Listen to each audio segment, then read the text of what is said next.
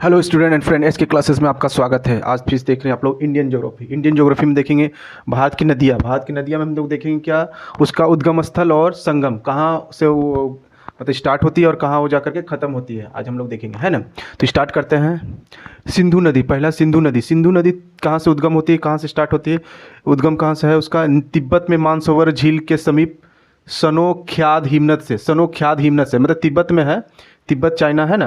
तिब्बत में मानसरोवर झील के समीप सनोख्याद हिमनद से, है ना। और जाके संगम कहाँ होती है? अरब सागर, अगर अरब सागर में जाकर वो गिर जाती है ना, अरब सागर में जाकर मिल जाती है। कौन? सिंधु नदी। झेलम कश्मीर के शेषनाग झील से, कश्मीर में है जो शेषनाग झील है ना, और वो जहाँ संगम कहाँ हो जाता है? चिनाव नदी में जाके वो संगम हो जाती है। कौन? झेलम, है ना। अब आते हैं व्यास नदी क्या? हिमाचल प्रदेश के रोहतांग दर्रे के समीप, हिमाचल प्रदेश है ना, उसका रोहतांग दर्रे के समीप से उसका उद्गम स्थल है। और संगम कहाँ? सतलज नदी, है ना, सतलज नदी में जाकर के वो मिल जाती है। कौन? व्यास नदी। और झेलम चिनाव नदी में, और व्यास सतलज नदी में, है ना। अब आता फिर सतलज जो है तिब्बत में मानसरोवर झील के समीप राकेश ताल है, वहीं से मतलब उसका उद्गम स्थल है सतलज का। लेकिन मिलता कहाँ है? चिनाव नदी में। कहाँ मिलता है? चिनाव नदी में। चिनाव नदी कहाँ? पाक मतलब पाक में थोड़ा बहती है चिनाव नदी, तो वहाँ जाकर के मतलब पाकिस्तान का चिनाव नदी जो है वहाँ पर जाकर वो मिल जाती है। कौन? सतलज नदी, है ना।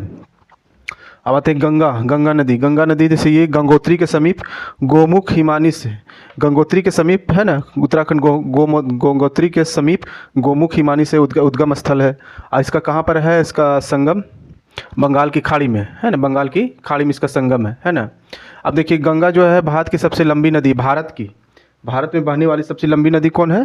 गंगा। इसे 2525 किलोमीटर है, मतलब 2005 मतलब 2525 किलोमीटर मतलब 2525 किलोमीटर। ये मतलब गंगा जो है भारत में सबसे लंबी नदी है, भारत में, है ना। आई कहाँ संगम इसका? बंगाल की खाड़ी में है। अब आते हैं यमुना कहाँ पर है उद्गम स्थल? यमुनोत्री हिमानी है ना। इसका संगम क्या है? प्रयाग में, गंगा नदी प्रयागराज जो है ना, वहाँ पर जो गंगा जमुना सरस्वती है वहाँ पर जाकर के उसका मिलन स्थान है, मतलब संगम है प्रयाग में। कौन? यमुना का, है ना। अब आते हैं गंडक देखिए नेपाल से उद्गम स्थल है, नेपाल, है ना। गंडक आई कहाँ पर जाकर संगम है? पटना का गंगा नदी में जाकर के मिल जाती है गंडक, है ना। आते हैं कोसी क्या है? गोसाई थान चोटी के उत्तर में, गोसाई थान चोटी के उत्तर में, है ना। कोसी नदी गोसाई थान चोटी के उत्तर में है ना। आई कहाँ जाके संगम होती है? कारागोला के दक्षिण पश्चिम में गंगा नदी, कोसी, है ना, याद रखिए। अब आता है सोन नदी कहाँ? अमरकंटक की पहाड़ियाँ है ना। आई कहाँ मिल जाती है? पटना के समीप गंगा नदी में, अमरकंटक की पहाड़ियाँ हैं, पटना के समीप गंगा नदी में जाके वो मिल जाती है संगम। नर्मदा, अमरकंटक की पहाड़ियाँ भी ये कहाँ मिलती है? ये देखिए कहाँ मिल जाती है? खंबात की खाड़ी में, एक लूनी है ना, खंबात की खाड़ी में, ये मतलब गुजरात के साइड में खंबात की खाड़ी में जाके मिल जाती है। कौन? नर्मदा। और सोन कहाँ है? पटना के समीप गंगा नदी में, है ना, दोनों अमरकंटक से, है ना।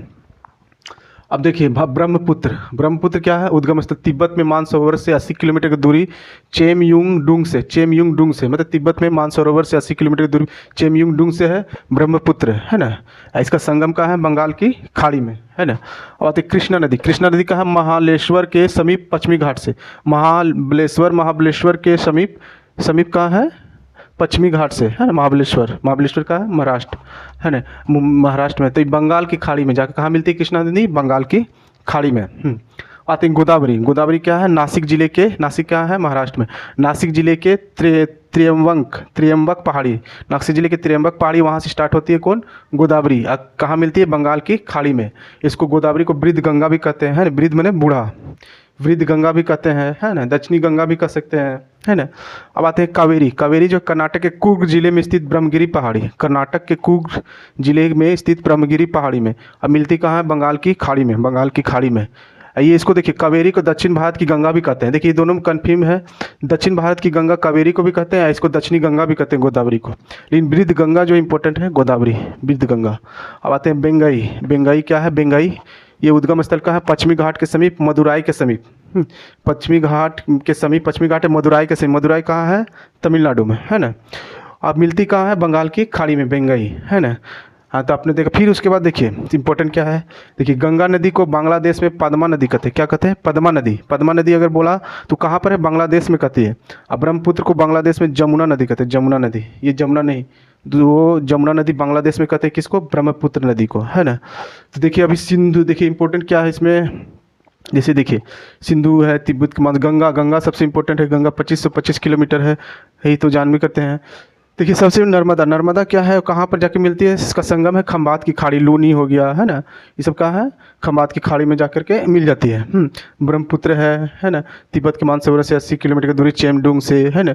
अब देखिए गंडक नदी पटना के गंगा नदी में, प्रयाग में गंगा नदी को यमुना मिल जाती है ना। ये देखिए सतलज क्या कहता है? चिनाव, तिब्बत के मानसरोवर से निकलती है, और ये चिनाव नदी के जो पाक में जो बहती है ना, चिनाव नदी इंडिया होते पाक में जो बहती है, वो जा करके वहीं पर जाके मिल जाती है सतलज नदी, है ना। और कावेरी को देखिए दक्षिण भारत की गंगा कहते हैं, और गोदावरी को वृद्ध गंगा। देखिए गोदावरी क्या है, देखिए भारत में बहने वाली गंगा नदी जो प्रथम है, लेकिन दूसरी कौन है? गोदावरी। लंबी लंबी है लंबाई में, भारत की सबसे लंबी नदी कौन है? गंगा नदी। और दूसरी कौन है? गोदावरी, है ना। देखिए गंगा नदी को बांग्लादेश में पद्मा नदी कहते हैं, और ब्रह्मपुत्र को बांग्लादेश में जमुना नदी कहते हैं, है ना। ठीक है, तो आज का क्लास इतनी रखते हैं, और क्लास अच्छा लगता है तो लाइक और सब्सक्राइब जरूर करें। Thank you.